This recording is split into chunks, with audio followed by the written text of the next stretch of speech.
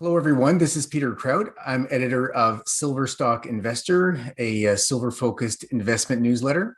I'm with Chris Ritchie today of SilverCrest Metals for an update on the company's progress. Welcome, Chris. Thanks for having me. Pleasure. Chris, I'd like to get your views on where we are in terms of the macro perspective for the precious metals sector. Sure, thanks. This is one of my favorite charts. And again, I like to take the 10,000-foot view to start out. And this shows where the commodities in general are relative to the broader market. And you could take the same chart and go back 100 years versus the S&P or the Dow, and the commodities are at a deep, deep trough or near the all-time lows, again, over a 100-year period of time. So it ties in well with what we're trying to produce as a vehicle for what SilverCrest Metals is trying to do. We're trying to manage our company and structure it as such where we can survive this trough, we can add value during this trough, and hopefully at the same time presenting investors with numerous ways in which they can win if and when the market turns higher. That said, we don't need to rely on it.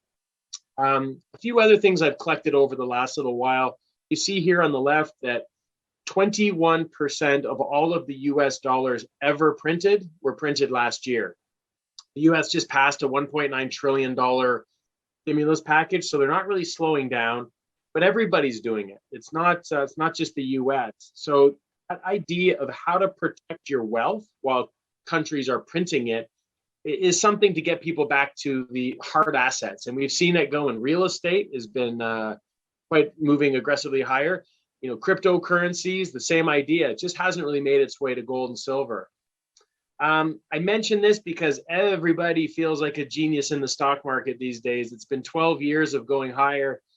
And this just shows margin debt where, you know, interest rates are low. And if people are using too much debt to invest and things start to turn the other direction, you know, it could accelerate some of that downturn here. And it's that momentum change, that sentiment change that everybody's always watching for that might turn the tide a little bit on what's going on. Here quickly, you see the supply of money, right? We talked about that. And then the velocity of money. Again, with COVID, everything being shut down. The $1 million question, or $1 trillion, I guess that's the new moniker. What happens when we all get back at it? Is it the roaring 20s? Is it everything great or things baked in? But velocity should be picking up. And that's usually a combination of quantity of money and velocity of money is part of the inflation equation. So again, something to watch for there. Quickly on the industry, for the last 25 years or so, the mining industry has been very bad at managing capital. You know, very bad at dilution, returning capital to shareholders. That's changing. You know, obviously this chart shows the new, thesis, I guess, of, dividends. You know, the dividend yield on the HUI, the gold index, is higher than the S&P and the Dow. But what this also means is people are going to be spending less money on exploration, right? So from an M&A or long-term industry perspective, if the big boys aren't really growing organically in the same way, that means M&A needs to take place at some point. So maybe they're letting the smaller companies deal with the risks on their own, navigate those, go through the capital markets, wait till the risk is lower and take more sure bets as opposed to exploration, which tends to be hit or miss. But again, this maybe just talks to the dynamic. And for us, it's a bit self-serving, but we've gone through the major risks. We're permitted, we're financed, we have the team that can do this. So maybe we have changed into that part of the cycle where we're one of those few companies that has made it through. This chart is probably one of my favorites as well. And again, it's that big picture. When does the sentiment change? So this is 100 years of data looking at various inflation rates and how they've lined up with PE multiples. And as you can see from the big blue bar there, that's a 1 to 2% inflation rate corresponds with, a 20 plus PE multiple. So again, we've got markets at all-time highs. So PE multiples are at all-time highs. Inflation rates are at lows. So again, I don't know when things change or if they might, or there's a million other factors here that make me totally wrong with this. But if you start to see that shift, inflation go higher and multiples come lower, again, this sector is the cheap sector. This is the deep value. So again, when I look at these things and we sit as a team and talk about them, we try to structure SilverCrest as something that can navigate a prolonged down period, add value to shareholders in a prolonged down period. And we've been able to do that so far. So the idea is, can we create enough good reasons if and when things go higher that we'll be able to participate? So I think those are the major things that we try to do when we think strategically as a board or whatnot. So I hope that helps, Peter. Yeah, absolutely. Certainly appreciate that overview and the context that it gives. These are exciting times for SilverCrest. You have a robust feasibility study on Las Chispas. Chris, can you walk me through your financing approach and the risk management, approach as well that you take for SilverCrest? Yeah, if it's an appropriate segue. So for us, we just did a couple big financings. We raised 120 million of debt. And just as a reminder, the feasibility study has a 1-year payback of all capital, not just the debt, and that's using $19 silver. So again, we're picking numbers that we think are very prudent and we can pay that money back at lower prices. On top of that, we raised $138 million in equity. So again, I'll give you our thinking here. We raised money for $40 million for minimum cash balance, and then unknown unknowns. So just the surprises, right? So that's 40 million there. In Mexico, there's a thing called IVA. So that's a value add tax. So it's 16% on all goods and services. You pay it to the government, they give it back to you. Mañana, right? So from a financing perspective, we did not want to rely on that money coming back to us in time to use it. So we raised $50 million extra to not have to count on that. Sometimes we'll get that bad. Hopefully that's a nice little surprise post cash flow. We raised $42 million for drilling. And again, for us, that's a very big drill program, but so far drilling has been the very big part of our growth driver. So again, we'll go through some of those details on the capital efficiency, but our finding cost per reserve ounce has been 85 cents to date. Okay, so if you can find it for 85 cents, in our feasibility study, we outlined an all-in sustaining cost. So that includes the coffee maker, right? Everything of $7. So if you can find it for 85, take it out of the ground for 7, that's about $18 of margin today. So again, we want to drill. We think that's accretive. In the feasibility study, we are supposed to have about $35 million of revenue next year. That's 2022. It's coming quickly. From a financing perspective, we assumed 0. So we assumed we stubbed our toe. We assumed we made some mistakes. We assumed our recoveries aren't working well. Maybe we needed some more capital. So again, we baked that in, right? On top of that, we actually assumed that we're only going to draw 90 million of the 120 million of debt. That last 30 million actually stays available to us throughout the build as a bit of a buffer as well. So again, like everything we're saying, we've been really lucky with a great asset. And to really make sure we mind the downturn. If you look at the next 20 development projects or so in the space and think how many can survive at lower gold, silver prices, how many can add value and have the drill budget to be active in a really quiet and a bad market, and then how many are fully financed into construction. So again, we wanted to differentiate ourselves, not just always talking about the drill results and the grade and the upside and the growth, but just making sure as an investment vehicle that we could now appeal to the $10 billion funds, the people that want to take $30 million positions and leave it for 3 years. And again, with our liquidity the way it is, it's over $20 million on average per day. So again, that's relevant. A $10 billion fund isn't buying a 100 million market cap company. They just can't get enough stock to get in and out. So again, we're transitioning now, and we're trying to sort of create a story that applies to people that want to be here for the long term, want to think of our vehicle as a hedge, not just as that growth story that has done so well for us so far. Sounds good. Sounds like a very sort of prudent approach to the financing and all the aspects that brings along with it. Can you give us an update on where the project stands right now in terms of how far along it is and where we stand now? What the next sort of steps are? Absolutely. So it's a two-pronged approach, Peter. The one approach is we're building, we're going. We've started. I mean, we basically started construction before we finished all the financing. That's why we were in such a rush. The ramp up of that should be in the second quarter of 2022. So a very short build time, and that kind of dovetails in with the size and scale. Our goal with the feasibility study was to get into production as quickly as humanly possible and then scale from here. And this chart shows that the average company takes 19 to 22 years to go from first drill hole to cash flow. And you can see from us there, we're hoping to be 7 years. So again, the goal with the feasibility study wasn't to delineate everything we had in front of us. It was to stop the dilution as quickly as possible, right?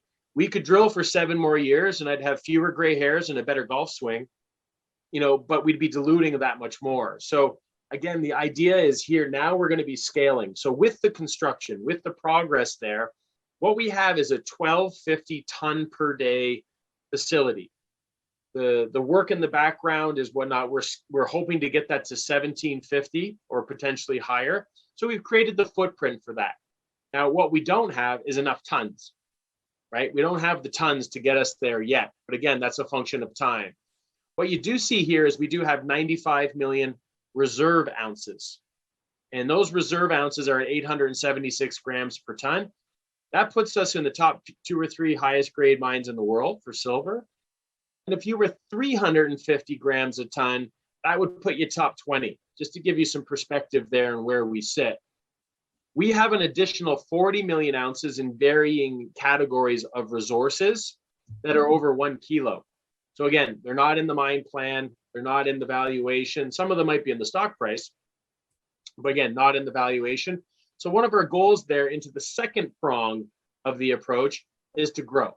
So again, as people know who they're familiar with the story, our CEO's built numerous mines. He built the mine next door on time, under budget. Our COO built the largest gold mine in Canada. And we do have a fixed price contract with Osenko to build our mill. And that was negotiated during COVID. And if there's a cost overrun, they pay for it. So again, we've got about half of our total CapEx is fixed price. 30% of the total CapEx is underground development. And we've been doing that for 18 months. So the numbers that we're assuming there are real-time numbers. Again, doesn't mean we can't make mistakes, but again, you're about 80% of the capital there is either fixed or highly visible.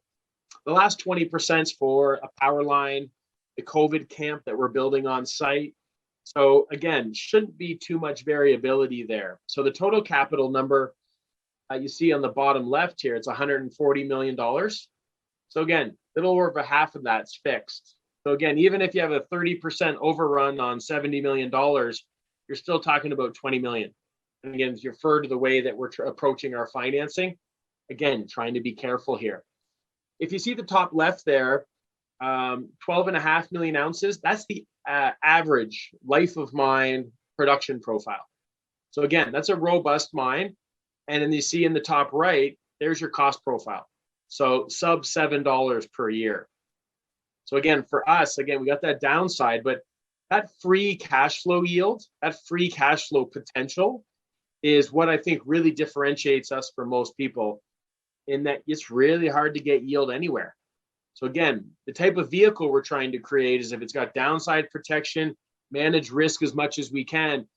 But in 2023, when we get to our first full year of production, people, investors, they can make up their own mind whether you think we're going to execute on cost and whatnot.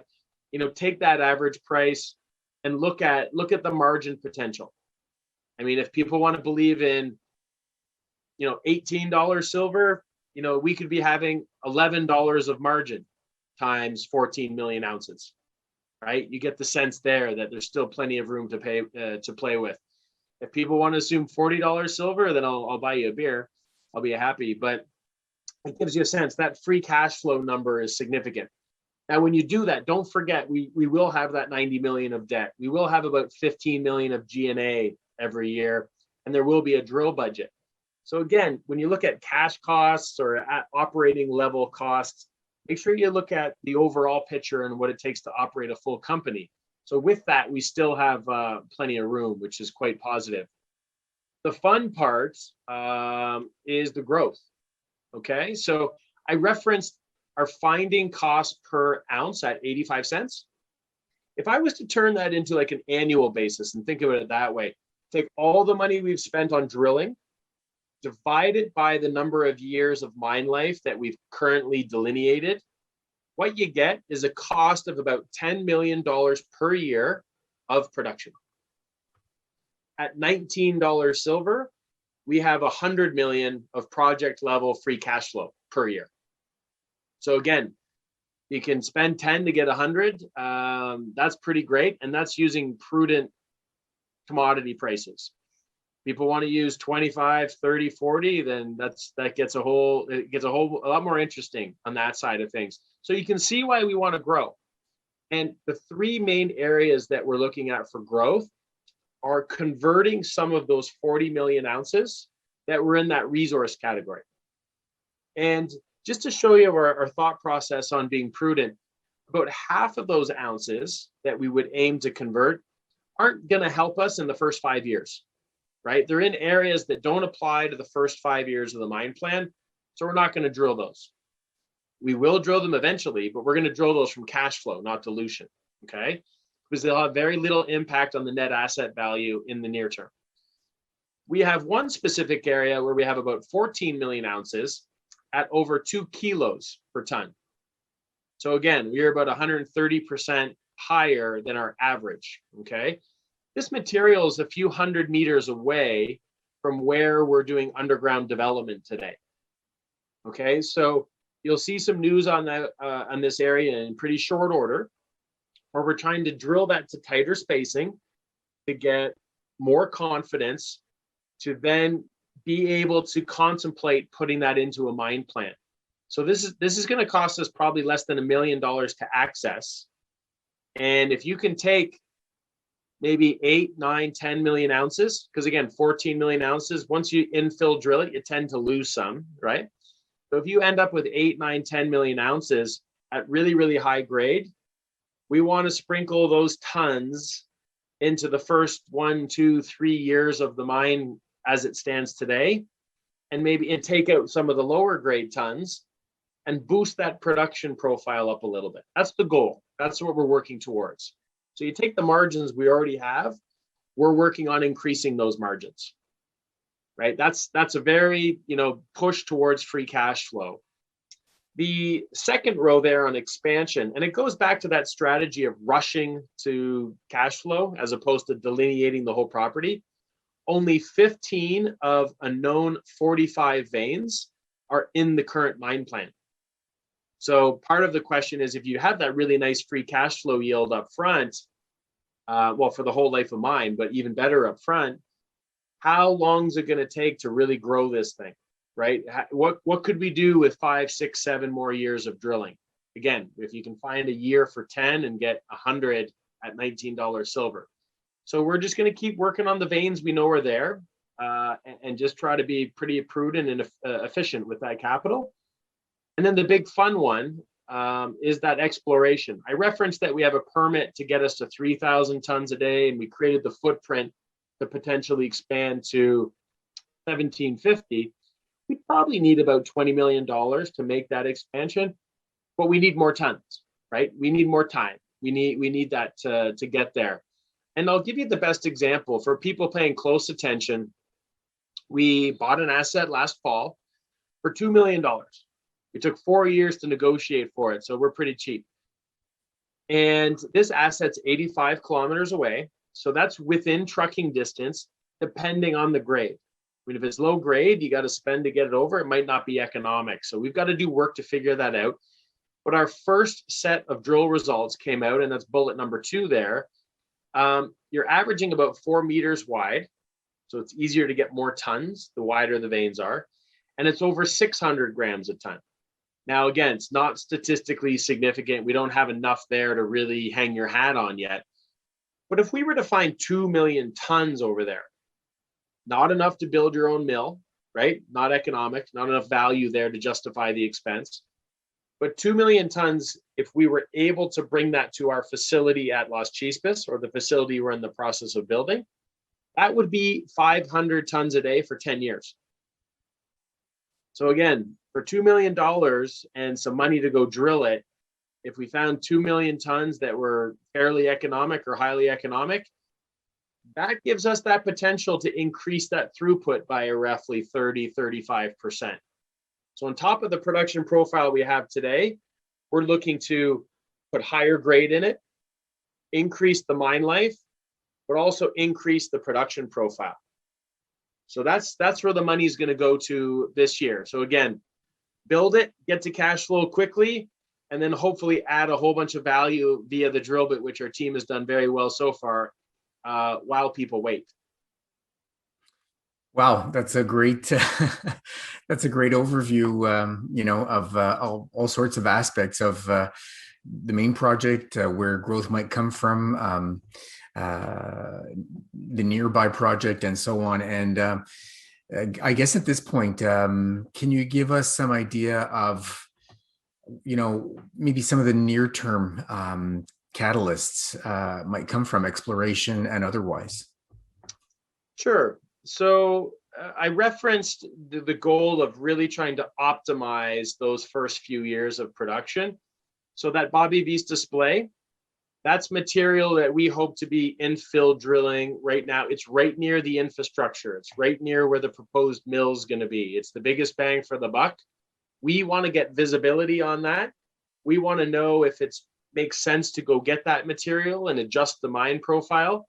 So we need that information internally. So I would say in the next 4 to 5 months, we should have most of the news out on that. Now, we won't officially be putting that into a mine plan for quite some time, right? We want to collect all the data. We want to do all the work before we release something like that to the market.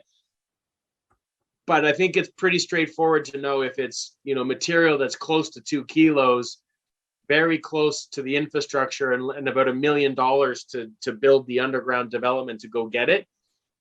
We already know the answer if the drill results do come back anywhere near that same range. So that's going to be the first priority with the drilling right away, because we might have to make some changes to things. The second priority is, again, it's going to be on Picacho, right? We want to get a sense if that property is, and again, it's very early days, so we want to be careful with expectations there. But if we start to get a sense that it has some legs to it, it'd be nice to get to 2 million tons, but it'd be really nice if that became a standalone project. But again, we'll see. That's going to take some time on that front. And we'll start to talk about the construction update. We're doing some work on how long it typically takes for a re-rate to kick in, right? There's a big transfer of risk as you go from exploration to development to production. So I think, sometimes it's 6-9 months in advance.